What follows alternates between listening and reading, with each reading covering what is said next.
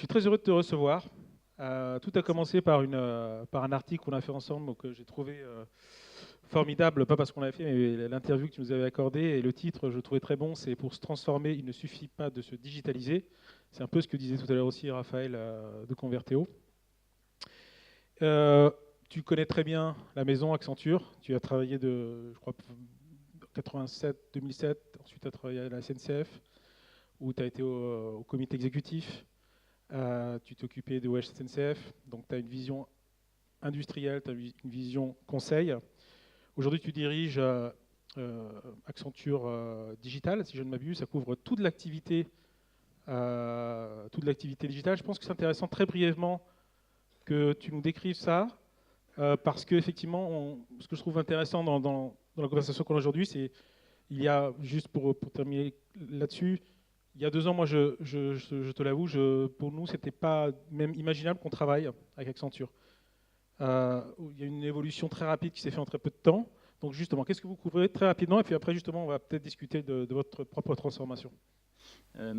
Digital, effectivement, c'est la partie en plus forte croissance chez Accenture. Elle croît à peu près 4 fois plus que la moyenne. Ça regroupe 3 choses. Ça regroupe Interactive, on en a un peu parlé, qui est la partie agence, et qui a été élue meilleure agence digitale aux États-Unis par Ad Age l'année dernière. Donc, qui clairement, on y reviendra, je pense, mais se met sur ce territoire-là, pas tout le métier de l'agence, mais une partie. Et puis 2 autres domaines qui sont analytics, dans lesquels on met toute la data et tout le CGE autour de la data, et puis la mobility, qui aujourd'hui, c'est non seulement les devices, mais aussi les objets connectés. Et donc, on veut en fait embrasser tout le champ du digital. Il y a un autre élément qui est important, c'est qu'on considère que le digital, c'est Digital Customer, Digital Enterprise. Aujourd'hui, on est plutôt autour des thèmes du customer, tout ce qui concerne le marché, le client, son interaction. Mais il y a toute une partie du digital qui est en forte croissance aussi, qui concerne l'interne, le fonctionnement de l'entreprise, les employés, l'efficacité, et qu'on veut couvrir aussi, donc pas simplement le côté customer, mais aussi avoir d'autres clients au COMEX des entreprises que le directeur marketing. Alors, le sujet du jour, c'est Accenture, le design et la disruption. Il y a le mot Accenture dedans parce que vous êtes un acteur emblématique, un acteur, comme j'ai dit, qui s'est transformé très rapidement. Est-ce que tu peux aussi nous décrire cette transformation? Ces derniers temps, c'est fait, je crois, beaucoup par acquisition. Pourquoi? Est-ce qu'elle peut continuer? Pourquoi cette taille? Bah moi, effectivement, si le digital change tout, ça serait assez inquiétant qu'il ne nous change pas. On peut tous être disruptés, et on est disruptés sur certains de nos métiers. On a commencé par, le board a élu un Français comme CEO d'Accenture. Ils sont 2 aux États-Unis à être CEO d'une boîte côtéOnice, donc c'est pas rien. Et effectivement, il a engagé une transformation très profonde qui nous a fait évoluer, si je résume ça, en 5 marques, donc en remettant la valeur de la diversité devant la valeur de l'intégration, qui était la promesse historique d'Accenture. Donc d'accorder une importance très forte à la diversité des profils et des positionnements. Et puis en acquisition, effectivement, ces 2 dernières années, on a dû faire 90% des acquisitions d'Accenture de toute son histoire. On a un groupe qui avait une culture organique, qui a triplé son chiffre d'affaires, mais essentiellement par croissance organique. Et là, on a acheté beaucoup d'entreprises. La première, la plus emblématique, ça a été Fjord, qui est une agence de design d'expérience, probablement l'une, si ce n'est la plus réputée, et qui a été un signal pour le marché. Moi, à l'époque, je n'étais pas encore revenu chez Accenture, je bossais avec DDB. Et effectivement, les gens de DDB avec qui je travaillais avaient remarqué cette acquisition et étaient interpellés un peu par le fait qu'Accenture rachète. Depuis, on a racheté Chaotic Moon, par exemple, d'US, qui fait du design de produits. On a racheté plein d'entreprises. Et on n'achète pas du chiffre d'affaires, on a toujours cette volonté de croissance organique. Donc les agences ou les entreprises qu'on achète, elles sont généralement de petite taille, parfois sur plusieurs pays, et elles ont une culture très différente. C'est-à-dire que la volonté, la stratégie qu'on a derrière nos acquisitions, c'est de créer un décalage suffisant pour nous repositionner. On ne croit pas au fait, c'est un peu ce qu'on dit à nos clients aussi, que tout seul, avec ses propres ressources, on arrive à faire ces déplacements et à se repositionner. Juste pour mettre un peu de cadre, c'est quel chiffre d'affaires Accenture? Accenture, c'est un peu plus de 30 milliards de chiffre d'affaires dans le monde. Et on a triplé, puis en 2000, c'était 10 milliards. Je pense que ces dimensions sont importantes parce qu'on est dans un contexte où la taille compte vis-à-vis des GAFA. Aussi, c'est des chiffres intéressants comparés avec les grandes agences. Voilà. Alors, dans ce mouvement, vous avez recruté Claude Chaffiot dans ton équipe, mais aussi qui était un ancien de JWT. Donc JWT, c'est quand même une marque emblématique du monde de la publicité. Vous avez recruté Mathieu Morgenstern, peut-être d'autres vont venir, je ne sais pas, mais j'en fais le pari. Tu n'as Oui, pas il y a d'infos quelqu'un qui là-dessus? arrive en février. Ah bah voilà, ça je ne le savais pas. Voilà. Une troisième agence. Est-il dans la salle? Non, d'accord. Vous allez, vous avez acquis un studio de vidéo, vous voulez acquérir la plus technologique, mais quand même très agile, Octo. Voilà, la question qui me vient naturellement, c'est est-ce que vous allez y arriver? Est-ce qu'il n'y a pas un choc des cultures? Est-ce qu'un Claude Chaffiot peut, alors je le dis de manière très abrupte et on s'entend très bien et ça lui fera sourire, s'adapter à cette culture? Est-ce que vous pouvez vous adapter à la culture de Claude Chaffiot qui est très publicitaire? Comment ça marche? Ça va ensemble ou pas? Déjà, moi, j'ai vécu, et j'ai dit ça à Octo, j'ai passé un an à discuter avec son fondateur, François Isquin. La boîte est une boîte merveilleuse et que j'ai vraiment appris à adorer, une culture très particulière, une performance financière qui fait qu'il n'y avait aucune urgence sur le fait de vendre la boîte, absolument aucune. Et donc, et il n'était pas vendeur d'ailleurs, et on a cheminé ensemble pour imaginer le projet. Et ce que j'ai dit aux collaborateurs le soir de l'annonce, puisque c'est une boîte cotée, donc on va lancer une offre publique, je leur ai dit effectivement, s'il n'y avait aucune raison de vendre, il faut vraiment vous poser la question pourquoi il a choisi de vendre. Il a vendu parce qu'on a monté un projet ensemble. Moi, j'ai été dans mon ADN, il y a voyagesnsei.com que j'ai contribué à créer avec Guillaume Pépi et Mireille Faugère en 2000 comme consultant. Et quand je suis passé chez TGV, j'ai été président pendant 4 ans. Donc j'ai connu cette aventure qui, je crois, est une des grandes réussites françaises, d'une vieille dame qui se retrouve avec une agence en ligne qui est la 4e en France, qui fait 78% de ses ventes en ligne. Hein, donc ça doit être 3 fois Air France, 4 fois la Deutsche Bahn. Et donc j'ai eu cette expérience de la cohabitation des cultures qui ne se détruisent pas, mais qui sont un levier de transformation de la culture dominante.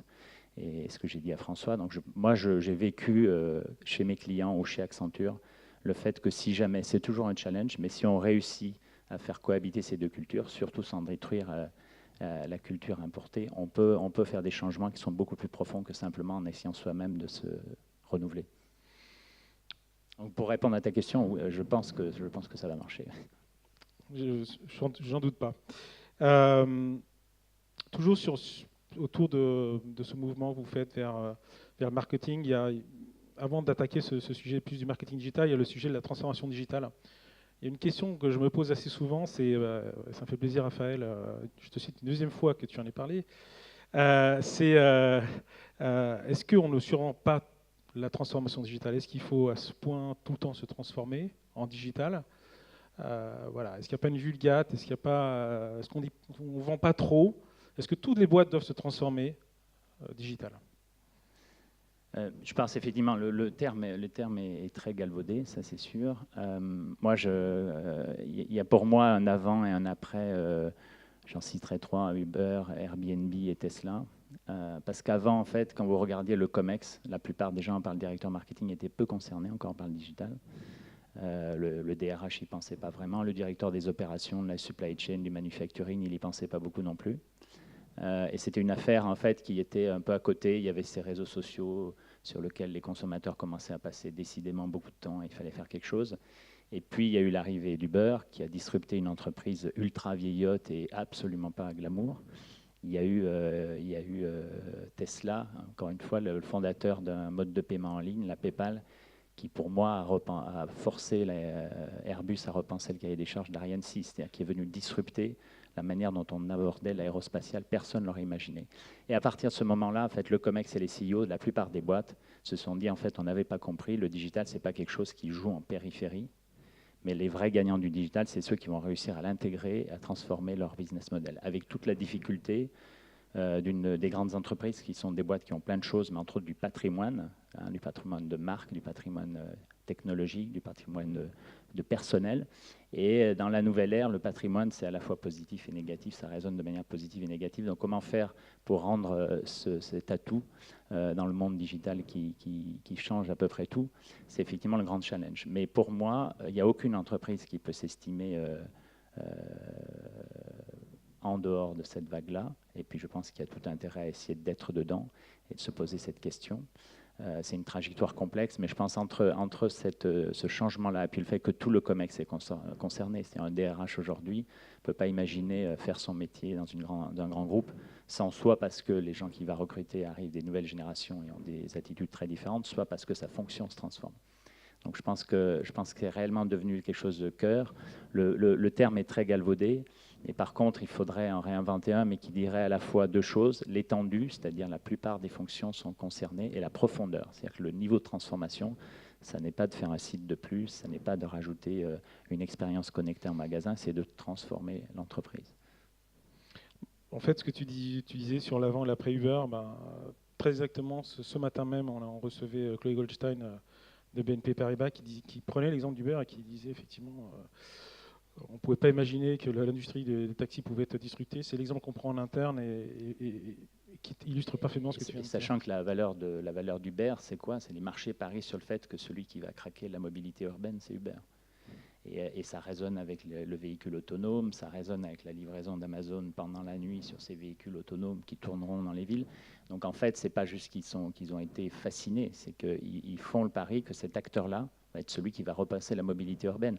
Et quand on parle mobilité urbaine, on en parle d'un marché massif, on ne parle pas juste de quelque chose d'anodin. Donc en fait, il est rentré par la petite porte sur quelque chose de très ringard et inintéressant, mais pour capter un marché, c'est les croissances exponentielles, capter un marché qui lui est immense. Effectivement, dans le monde, comme le disait aussi Chloé Goldstein, dans le monde de la banque, c'est les fintechs qui jouent ce rôle-là, qui en fait vont au-delà même de l'industrie bancaire, parce que et on en parle, on a eu une discussion là-dessus, c'est les usages qui sont changés, c'est la façon de faire carrière, c'est tout un monde qui est bouleversé. Alors, si on parle un peu plus du marketing digital, des agences de pub, effectivement, c'est Adweek qui vous a classé première agence de marketing digital. Pour moi, c'est un big bang. C'est-à-dire que le magazine de référence qui classe Accenture première agence de marketing digital, c'est vraiment une nouveauté. Est-ce que Accenture va prendre la place des agences de pub et de marketing? Dans quelle mesure? Sur quoi? Pas du tout. Et finalement, ça concerne le public ici, parce que c'est-à-dire que demain, peut-être, il faudra s'intéresser ou pas à des prestataires ou des agences comme Accenture. Quelle est ta vision sur cette migration-là? Déjà, je pense que ça a été cité tout à l'heure, probablement que Publicis, c'est l'agence qui fait le chemin inverse le plus flagrant, puisqu'ils ont racheté Sapient. Sapient, il faut savoir, c'est essentiellement pour se positionner plus fortement sur la technologie digitale aux US. Et Sapient fait des installations SAP aux US. Publicis a racheté un acteur de l'informatique qui fait vraiment de la technologie, pas simplement de la technologie dans le cadre du marketing ou du marketing digital. Donc je pense que c'est un mouvement inéluctable et chacun va jouer sur ses atouts. Je ne sais pas, évidemment, nous on est convaincus qu'on gagnera la bataille d'aller de la technologie, de notre savoir-faire, de notre connaissance industrie. Maurice Lévy le dit souvent, c'est-à-dire que dans les fondamentaux de ces grands cabinets, il y a la connaissance de l'industrie. On a des consultants qui ont passé 20 ans dans le retail, dans l'automobile et qui connaissent l'industrie. Il y a évidemment l'intimité qu'on a avec les technologies, donc un mouvement qui part de là et qui va vers l'expérience client, qui va vers le consommateur, qui va vers vous, les directeurs marketing, et puis les agences, certaines en tout cas, qui vont devoir faire un chemin qui va vers, en tout cas pour celles qui ambitionnent de couvrir toute la transformation que je décrivais tout à l'heure. Elles ne le font pas toutes. Après, est-ce qu'on va acheter des médias? Probablement pas. Il y a 3 mois, tu m'aurais demandé est-ce qu'on va produire du contenu? Je t'aurais dit non. Et là, on ouvre des studios. On a racheté Chaotic Moon, comme je disais. Donc, moi, je pense, quand j'étais au marketing de TGV, on avait TB comme agence. Et effectivement, moi, j'ai été assez... c'est là que j'ai vraiment compris. Je venais d'Accenture, donc la marque n'était pas mon quotidien. Et c'est avec eux que j'ai compris la marque. Et vous savez ou vous ne savez pas. Mais TGV et la SNCF est une marque très puissante avec des attributs positifs, incroyablement positifs et amicaux, puis des attributs négatifs colossaux. Et dans cette discussion avec TB, j'ai compris la marque et j'ai compris le marketing stratégique. Voilà, je ne pense pas qu'Accenture ira vers ça, mais vous reconnaîtrez avec moi que c'est une partie assez petite de l'activité d'une agence. Donc oui, je pense qu'on va se croiser et qu'on a la volonté de, ce que tu disais tout à l'heure, entre la réponse globale pour un client et puis la largeur dans les fonctions de l'entreprise, je pense que ces demandes-là vont s'intensifier et donc on doit chacun en fait croître pour arriver à répondre aux besoins. Alors le temps passe très vite. Moi, je ne voudrais pas quand même finir cette conversation sans parler du design. C'est un mot très important dans notre conversation, telle qu'on l'a envisagée. Peut-être si on peut un peu accélérer là-dessus, et ça renvoie aussi à des notions de marque. Qu'est-ce que le design? En quoi ça répond à la disruption? En quoi ça rentre dans la transformation digitale? Quelle est ta vision? Alors, notre président dit en fait que Fjord deviendra la partie consulting d'Accenture dans quelques années. C'est un peu poussé parce qu'ils sont 800-900 dans le monde, mais je pense que ce n'est pas totalement vrai. En tout cas, si on veut se différencier de nos concurrents dans le conseil, on a tout intérêt à injecter du Fjord. Le design qui est très lié à l'innovation, c'est au cœur. Enfin, je ne pense pas que d'ici 3-4 ans, on continuera à faire du consulting sans intégrer le design. Alors le design, on est bien d'accord, c'est le design d'expérience, c'est pas le design au sens que visuel. Disons-le clairement aussi. Oui. C'est le design d'expérience. C'est un autre.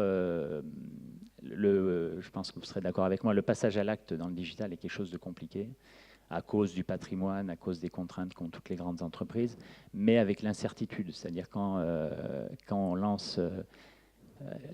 Accor aurait essayé de lancer Airbnb il y a 10 ans, il pouvait le faire, en fait, il pouvait le faire, sauf que les franchisés allaient se barrer chez un autre réseau parce qu'il était en train de cannibaliser son business et qu'il ne pouvait pas expliquer à son réseau que valait mieux se lancer dans la location sociale d'appartements plutôt que rester accroché à l'hôtellerie.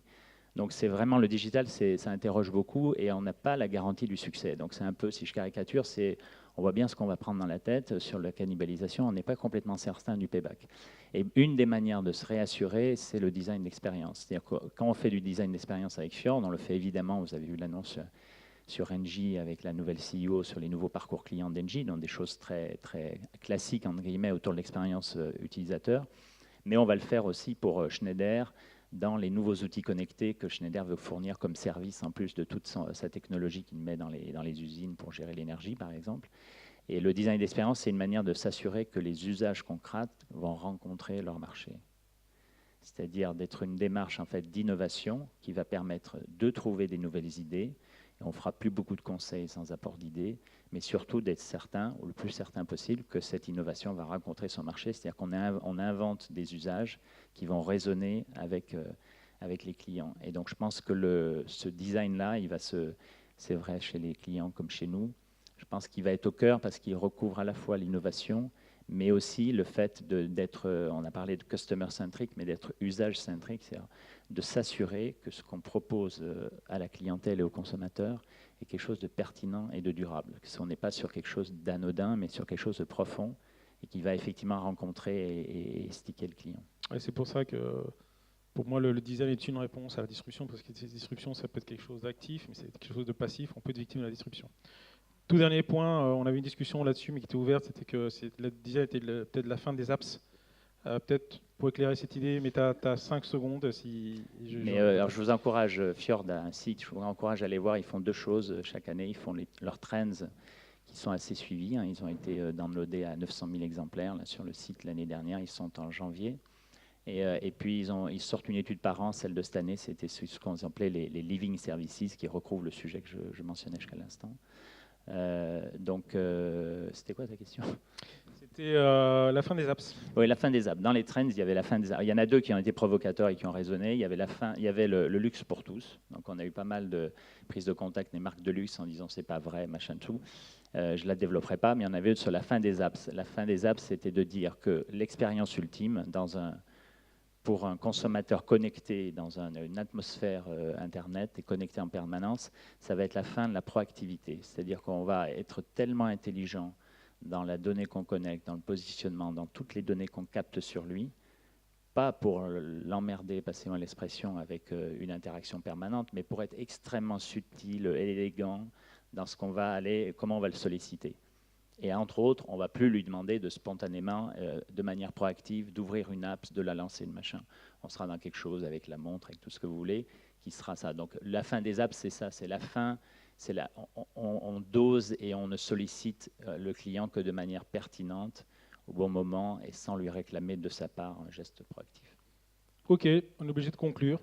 Merci à toi, merci, Pascal. Merci à vous. Et on passe à la prochaine. Merci.